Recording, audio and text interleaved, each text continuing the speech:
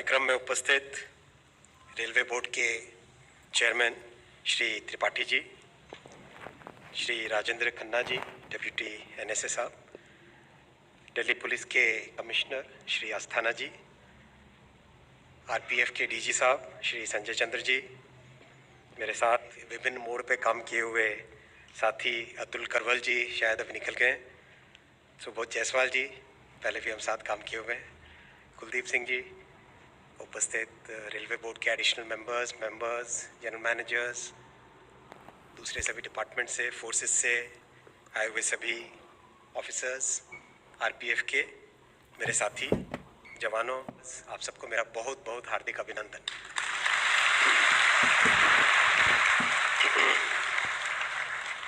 मैं विशेष भाषण नहीं दूंगा, केवल 2 पॉइंट आपके सामने रखूंगा।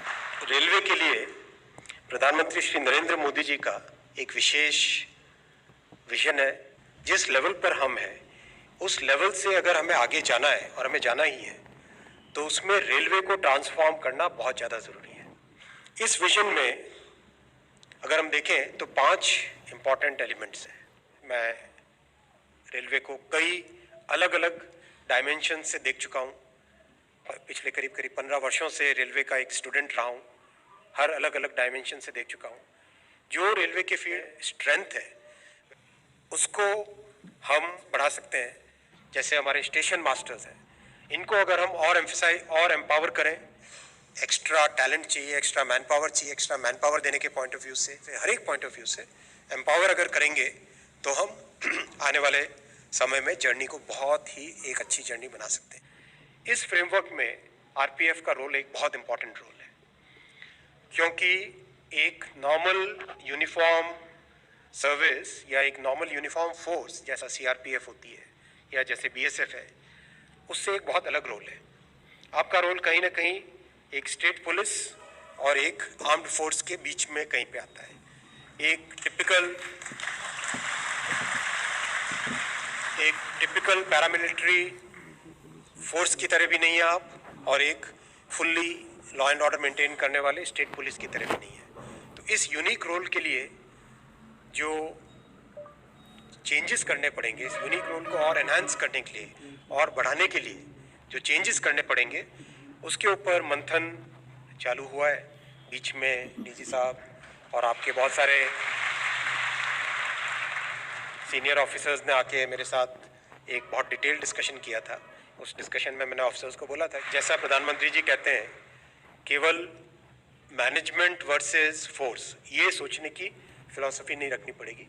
हमें सबका साथ, सबका विकास, सबका विश्वास और सबका प्रयास, चाहे वो ऑनलाइन हो चाहे फिजिकल हो, उसमें आप बैठें, नोटिफिकेशन आने वाला है, तो इस तरीके आरपीएफ के लिए भी संभव होगी। तो हेलो दोस्तों, नमस्कार, स्वागत है आप सभी का। जैसा कि अभी आप लोगों ने देखा पूरा लेटेस्ट नई बयान रेल मंत्री का, आपकी रेलवे में जो कुछ भी रिक्रूटमेंट खाली है अलग अलग पोस्टों पर, चाहे एएलपी की बात किया जाए, चाहे आरपीएफ की बात किया जाए, या फिर दोस्तों ग्रुप डी की नई भर्ती की बात किया जाए, अलग अलग दोस्तों पदों पर रेलवे में रिक्रूटमेंट बहुत जल्द आने वाली है। कहीं ना कहीं दोस्तों आप लोगों के लिए ये काफी अच्छी खबर है। रेलवे प्रोटेक्शन फोर्स में बात किया जाए तो भर्ती बहुत जल्द आने वाली है। काफी लंबे समय से दोस्तों इसकी नई भर्ती भी नहीं आई थी, साथ के साथ एएलपी की भी नई भर्ती, ये दोनों भर्ती डेफिनेटली आएगी। इसके अलावा कुछ लोगों का सवाल होता होगा कि एज में रिलैक्सेशन मिलेगा कि नहीं। एज में रिलैक्सेशन दोस्तों इन दिनों केंद्र सरकार, कहने का मतलब है रिक्रूटमेंट आ रही है, उसमें एज में रिलैक्सेशन मिल रहा है।